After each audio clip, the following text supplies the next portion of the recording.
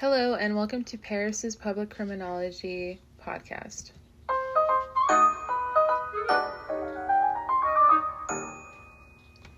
Today we will be discussing a pressing issue affecting communities across Canada, public gendered violence.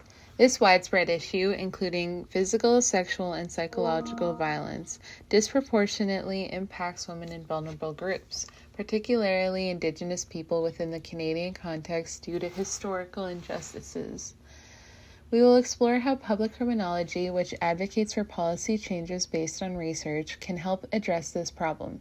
Additionally, we'll examine types of gender violence in Canada, such as digital and campus violence, as well as the criminal justice system's response and strategies for improving existing programs, community mobilization, and advocacy to combat gender violence more effectively. Research question: how can public criminology address the systemic causes of gender violence in Canada and improve the criminal justice system's response to it? Theoretical foundations of gender violence. Theoretical exploration of gender violence reveals its origins and persistence in societal structures, with feminist theory highlighting how patriarchal inequalities drive it. These structures help to prolong the subjugation of women and other oppressed individuals by men. Alberton et al. 2. Feminist theory strongly opposes the necessity of such violence in society, as well as it promotes analyzing and deconstructing the culture that enables it. Relationships between male and females are not limited to an individual level but exist in power relations, expressed through political regulation and public demands.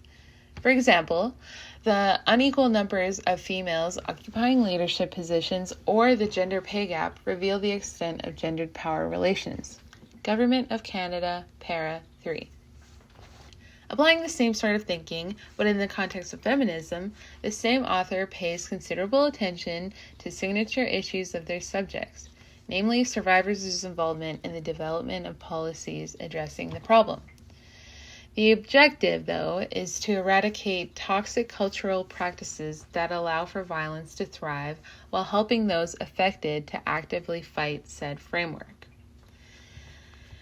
Intersectionality builds on gender violence by adding other categories of identity, like race, class, and sexual orientation, to explain how they tie together. A perspective like this acknowledges the fact that women of color, Indigenous women, and members of the queer community are subjected to multiple processes of oppression and violence. In the Canadian context, however, Indigenous women have been experiencing a higher risk of violence because of settler colonial histories as well as systemic racism. Hetinga 2. Socioeconomic restraints also prevent utilizing resources such as shelters, legal services, and health care. Thus, this cycle of abuse continues. These multiple oppressions need to be addressed so that existing policies and forms of intervention are closer to the experiences of people of color. The concept of intersectionality also enables one to demand more open and tolerant approaches to fighting gendered violence. This means it addresses the survey data analysis and introduces their narratives into the conversation, which is crucial for a proper healing process and a prospering future. Hegemonic masculinity, on another topic, offers another critical lens for understanding the persistence of said gendered violence. Because of this, it is posed that rising popularity, toxic male scripts of aggression, dominance, and emotional incapacitation lead to destructive actions. Males are especially prepared to embrace and maintain these traditions in order to continue societies where control operates physical power as its utmost tool. In my opinion, it is such culture that results in a sort of cyclical effect where the other men who have gone through similar violence reproduce it. Culturally, renegotiating toxic masculinity is skewing traditional gender culture and replacing it with the norms of male empathy, compassion, and respect. Education is also central in this process, particularly activities that aim at combating stereotyped gender roles in the early years of school.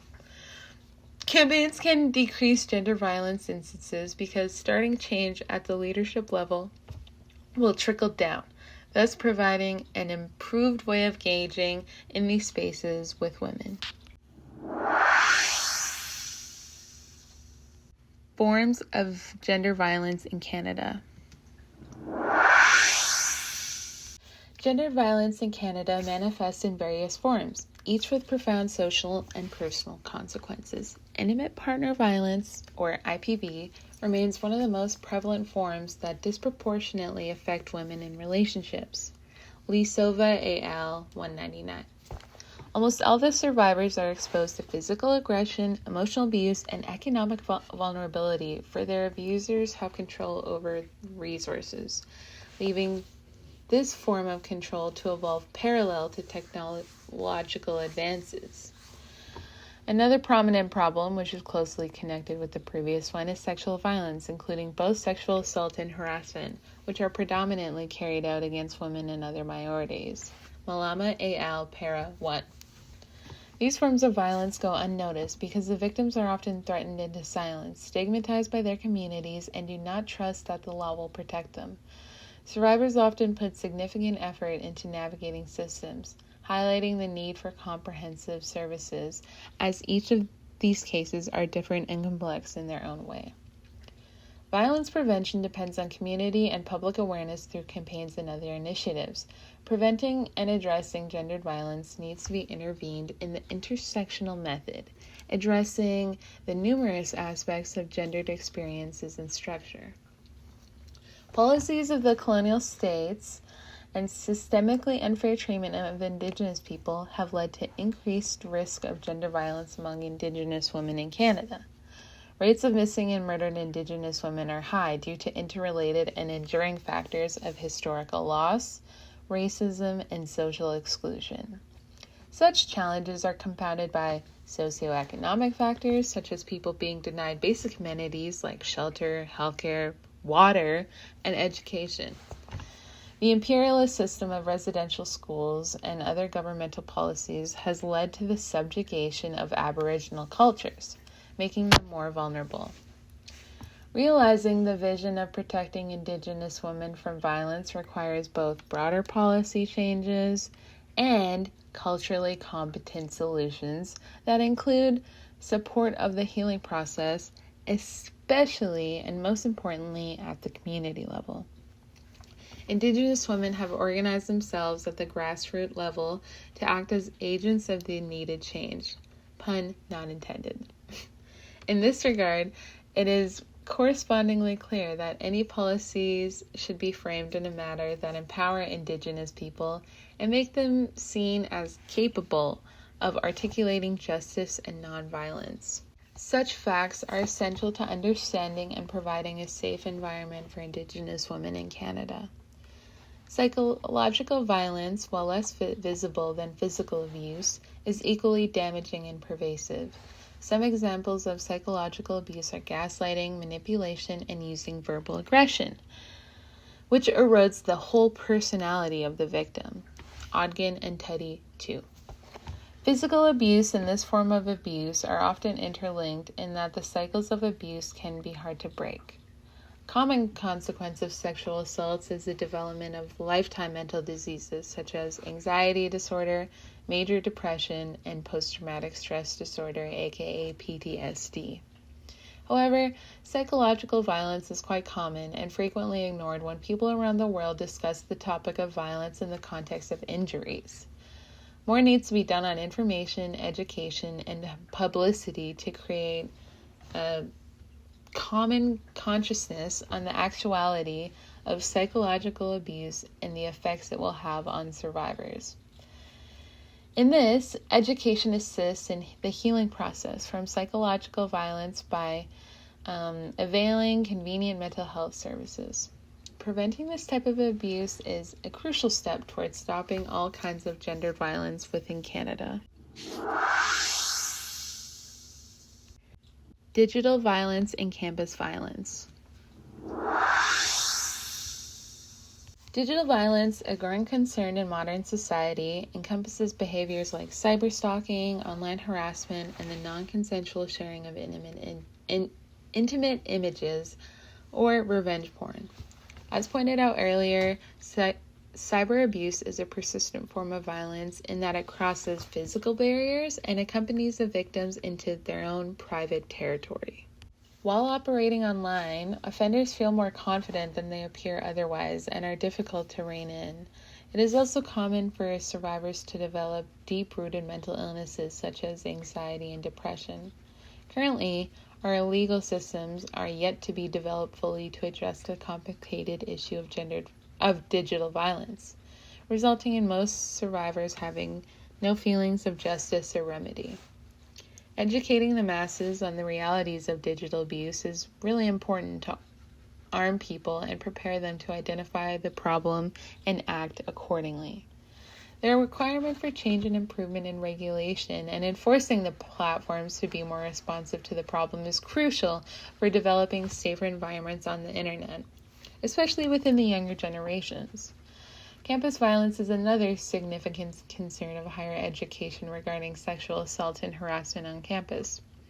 The frequency of violence indicates that most institutions have not provided safe haven for students' and staff needs. Their survivor reported structural issues of the organizations, limited access to reports, and lack of post-traumatic care. These difficulties are worsened by the culture of silence and victim blaming, which is evident in many learning institutions, discouraging everyone from reporting. It's important for increasing attempts at tackling campus violence to develop multifaceted safety initiatives, which consists of teaching about sexual consent and teaching how to intervene safely when violence is witnessed. To this end, institutions are obligated to develop proper protocols for handling instances of violence. This is a quick interruption of our regularly scheduled podcast. If anyone is interested, Grant McEwen offers a free, accessible course for both students and faculty called It Takes All of Us, Creating a Campus Free of Sexual Violence. I have personally taken this course, and one of the most impactful parts for me was learning how to properly listen to survivors of assault and engage with them compassionately. If you're interested, just head to the McEwen website, navigate to the Sexual Violence Prevention Education and Response page, and scroll down for instructions on starting this valuable course. Anyways, back to our regularly scheduled program. Another crucial step is to promote accountability by nurturing trust between the administration and the students. The psychological impact of both digital and campus violence cannot be underestimated, as they leave survivors grappling with long-term emotional trauma. Victims suffered such aspects as feeling powerless, anxious, and depressed, since the aggressors in this case did not stop after attacking once. Those people who experience campus violence exhibit poor academic performance, low self-esteem, and social isolation. Ideally, both forms of violence are made worse by societal habits of victim blaming and rape myths that deter persons from accessing help. Their survivors' resiliency requires supportive environment approaches to meet their needs efficiently. Stigma has hurt mental health care, but specially intended services for these episodes can make a massive difference in the healing process. The awareness campaigns that are done in the community to make people stop assuming that gendered violence is a normal thing will make people come forward and report being abused.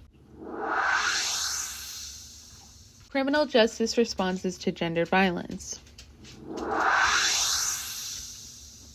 The criminal justice system plays a pivotal role in addressing gender violence, yet its current responses often fall short of meeting survivors' needs. Most of their survivors express their dissatisfaction with the legal procedures and come out complaining of the lengthy trials, re-victimization during cross-examinations, and relatively small punishments for the offenders. Roebuck et al. 5. Gaps erode confidence in the system, as such inhabitants as women of color or indigenous women have more significant issues in the criminal justice system. However, regarding these issues, there is call for changes to available systems to enhance the experiences of the victim as well as enhance punishment for perpetrators. Attempt to strengthen the enforcement of practices that these policies demand significant training and resources to shift these cultures. Through community advocacy, loopholes within the criminal justice system have been identified, and the call for reforms has now intensified, which are survivor-centered towards justice and healing.